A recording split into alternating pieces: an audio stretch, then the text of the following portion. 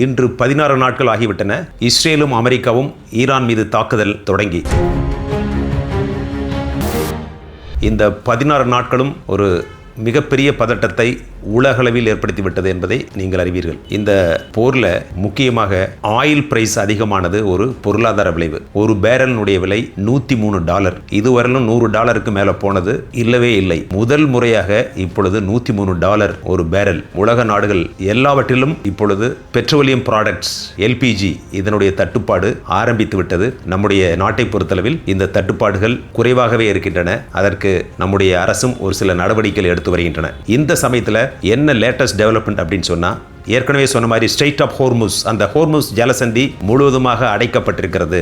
யாருக்கெல்லாம் அடைக்கப்பட்டிருக்கிறது அப்படின்னு சொன்னா, எந்தெந்த நாடுகளெல்லாம் அமெரிக்காவிற்கும் இஸ்ரேலுக்கும் உதவி செய்கின்றனவோ அந்த நாடுகளுக்கு மட்டும்தான் மற்ற நாடுகளுடைய எண்ணெய் கப்பல்கள் செல்லலாம் அப்படின்னு சொல்லியிருக்காங்க. அதன்படி நம்முடைய நாட்டிற்கு வருகின்ற எண்ணெய் கப்பல்கள், எல்பிஜி கேஸ் எடுத்து வருகின்ற கண்டெய்னர்ஸ், இதற்கு அனுமதி உண்டு. கிட்டத்தட்ட 2 சரக்கு கப்பல்கள் ஸ்ட்ரெய்ட் ஆஃப் ஹோர்முஸ் வழியாக இந்தியாவுக்கு வந்து கொண்டிருக்கின்றன. இது ஒரு நல்ல விஷயம். அதே சமயத்தில் டொனால்ட் ட்ரம்ப், இஸ்ரேல் இந்த 2 நாட்டு தலைவர்களும் எதிர்பார்த்தது போல் ஈரானை உடனடியாக கட்டுக்குள் கொண்டு வர முடியவில்லை. டொனால்ட் ட்ரம்ப் என்ன நினைச்சார்னா, 2 வாரத்தில் நம்ம சரி பண்ணிடுவோம், ஆட்சி மாற்றம் வரும் அல்லது மக்கள் புரட்சி வரும் நினைச்சாங்க. ஆனால் அந்த கணிப்பு தவறாகிவிட்டது.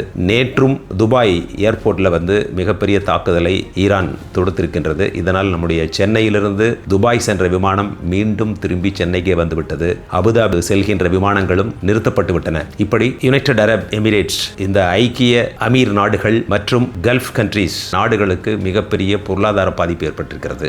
அதே சமயத்தில் இந்த ஸ்ட்ரெய்ட் ஆஃப் ஹோர்முஸ் பகுதியில் அமெரிக்கா மற்ற கப்பல்களுக்கு எஸ்கார்ட், அதாவது பாதுகாப்பு கொடுக்கும் அப்படின்னு சொல்லி டொனால்ட் ட்ரம்ப் சொல்லியிருந்தாரு. ஆனால் அது இன்னும் நடைமுறைப்படுத்தவில்லை. இதனால் பல்லாயிரக்கணக்கான சரக்கு கப்பல்கள் ஆங்காங்கே தேங்கி கிடக்கின்றன. இந்த சமயத்தில் டொனால்ட் ட்ரம்ப் என்ன சொன்னார்னா, உலக நாடுகளுக்கு குறிப்பிடும்படியாக China, France, England, Germany, Australia, Japan, South Korea இது போன்ற நாடுகளுக்கு நீங்கள் ஸ்ட்ரெய்ட் ஆஃப் ஹோர்முஸ் பகுதியில் கப்பல்கள் சுலபமாக சென்று வர, பாதுகாப்பாக சென்று வர நீங்கள் உதவ வேண்டும் அப்படின்னு சொன்னார். உங்களுடைய போர்க்கப்பல்கள் இங்கு வர வேண்டும், அப்படி ஒரு வேண்டுகோளை டொனால்ட் ட்ரம்ப் அவர்கள் விடுத்தார். ஆனால் இதை பல நாடுகள் மறுத்துவிட்டன. உதாரணமாக பிரான்ஸ் என்ன சொல்லிட்டாங்கன்னா, இது நேட்டோ வார் கிடையாது, அதனால நாங்கள் இதில் தலையிட முடியாதுன்னு சொல்லிட்டாங்க. ஆஸ்திரேலியா பிரைம் மினிஸ்டர் சொல்லிட்டாரு, நாங்கள் இதில் தலையிட முடியாது, எங்களுடைய கப்பல்கள் அங்கு வராது அப்படின்னு சொல்லியிருக்காரு. அதே மாதிரி சைனாவும் இதை பெருசா கண்டுக்கல. இங்கிலாண்டை பொறுத்தவரை முதல்லயே நாங்கள் உதவிக்கு வருகிறோம் சொன்னதை ட்ரம்ப் என்ன சொல்லிட்டாருன்னா, நீங்க தாமதமாக உதவி செய்வதற்கு முன் வந்தீர்கள், அதனால உங்களுடைய உதவி எனக்கு தேவையில்லை அப்படின்னு சொல்லிட்டார்.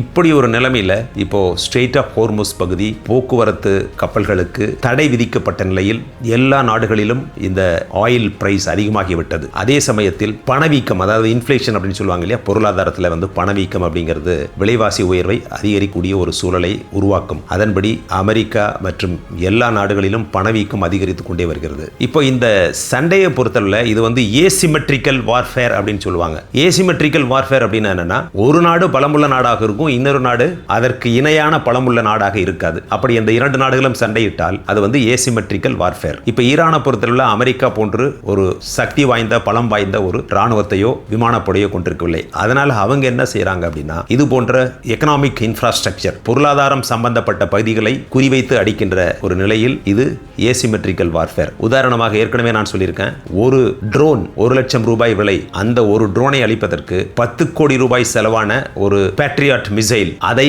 கொண்டு அழிக்க வேண்டும். இப்படி இதான் ஏசிமெட்ரிக்கல். மிகவும் சுலபமான ஒரு தொழில்நுட்பத்தை வைத்து, விலை குறைவான ஆயுதங்களை வைத்து எதிராளிகளை திணறடிப்பதுதான் இந்த ஏசிமெட்ரிக்கல் வார்ஃபேர். அப்படித்தான் இப்படி நடந்துட்டு இருக்கு. இந்த சமயத்தில் இன்றைக்கு ஈரானுடைய சுப்ரீம் நேஷனல் செக்யூரிட்டி கவுன்சிலுடைய செக்ரட்டரி அலி லார்ஜானி அவர் கொல்லப்பட்டிருக்கிறார் என்று இஸ்ரேல் அறிவித்திருக்கிறது. அது மட்டுமல்ல, இன்னொரு முக்கியமான தலைவர், ஈரானுடைய முக்கியமான ஒரு பாதுகாப்பு அங்கமான பாசிஜ் அப்படிங்கிற ஒரு பாராமிலிட்டரி ஃபோர்ஸ், அதனுடைய கமாண்டர் ரெசா சொலைமனி அவரும் கொல்லப்பட்டு விட்டதாக சொல்லப்படுகிறது. இந்த 2 தலைவர்களும் மிக முக்கியமான தலைவர்கள். இப்படி ஒவ்வொரு நாளும் முக்கியமான தலைவர்கள் கொல்லப்பட்டு கொண்டிருக்கின்றார்கள். இந்த 16 நாள் நடந்த சண்டையில் இதுவரை கிட்டத்தட்ட 2000 நபர்களுக்கு மேல் ஈரானில் கொல்லப்பட்டிருக்கின்றனர். அமெரிக்காவை பொறுத்தளவில் 13 வீரர்கள் கொல்லப்பட்டிருக்கின்றார்கள் மற்றும் கிட்டத்தட்ட 200 வீரர்கள் காயமடைந்திருக்கின்றனர். அதில் சீரியஸ் கண்டிஷன் இருக்கின்றவர்கள் 20 வீரர்கள். அதே போன்று இஸ்ரேலில் பகுதிகளிலும் பலத்த சேதம் ஏற்பட்டிருக்கின்றது. உங்களுக்கு எல்லாமே தெரிஞ்சிருக்கும். நேற்றெல்லாம் மிகப்பெரிய வதந்தி,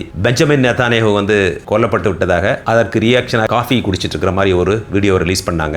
இந்த சமயத்தில் பார்த்தீங்கன்னா நிறைய வந்து ஃபேக் வீடியோஸ், ஆர்டிஃபிஷியல் இன்டெலிஜென்ஸ், இந்த செயற்கை நுண்ணறிவு தொழில்நுட்பத்தின் மூலமாக பல்வேறு ஃபேக் வீடியோஸ் வருகின்றது. அந்த அமெரிக்கன் ஷிப் அட்டாக் பண்ண மாதிரியும் இப்படி பல்வேறு வீடியோக்கள் வருகின்றன. இது சம்பந்தமாக பல்வேறு வழக்குகள் அபுதாபி, துபாய் இது போன்ற யுஏஇயில் பதிவு செய்யப்பட்டிருக்கின்றன. அப்புறம் இன்னொரு முக்கியமான விஷயம்னா கர்க் ஐலாண்ட் அப்படின்னு ஒன்று இருக்கு. அதாவது குட்டி தீவு. இந்த குட்டி தீவுல ஆயில் வெல்ஸ், சுத்திகரிப்பு நிலையம் இதெல்லாமே இருக்கு. இங்கிருந்து தான் ஈரானுடைய 90% எண்ணெய் ஏற்றுமதி நடைபெறுகின்றது. இதுல கிட்டத்தட்ட 120 இலக்குகளை குறிவைத்து அமெரிக்கா தாக்கியதாக டொனால்ட் ட்ரம்ப் அவர்கள் சொல்லியிருக்கின்றார்கள். இதுல இந்த எண்ணெய் கிணறுகள் மற்றும் சுத்திகரிப்பு நிலையங்களை மட்டும் தாக்கவில்லை. ஏன்னா இது வந்து பொருளாதாரம் சம்பந்தப்பட்டது, இது மக்களுக்கு பாதிப்படையும் அப்படின்னு சொல்லி அவர் சொல்றாரு. அதை எப்போ வேணாலும் ஒரு தாக்க முடியும், 5 நிமிஷத்தில் 5 நிமிடங்களில் நாங்கள் அதை தாக்க முடியும் அப்படின்னு சொல்லி ஈரானுக்கு ஒரு அழுத்தத்தை டொனால்ட் ட்ரம்ப் கொடுத்திருக்கிறார். அதற்கு ஈரானுடைய பதில் என்னன்னா, நீங்கள் அதை தாக்கினால் நாங்கள் மீண்டும் எக்கனாமிக் இன்ஃப்ராஸ்ட்ரக்சர், பொருளாதாரம் சம்பந்தப்பட்ட எல்லா பகுதிகளையும் எல்லா தொழிற்சாலைகளையும் நாங்கள் தாக்குவோம் அப்படின்னு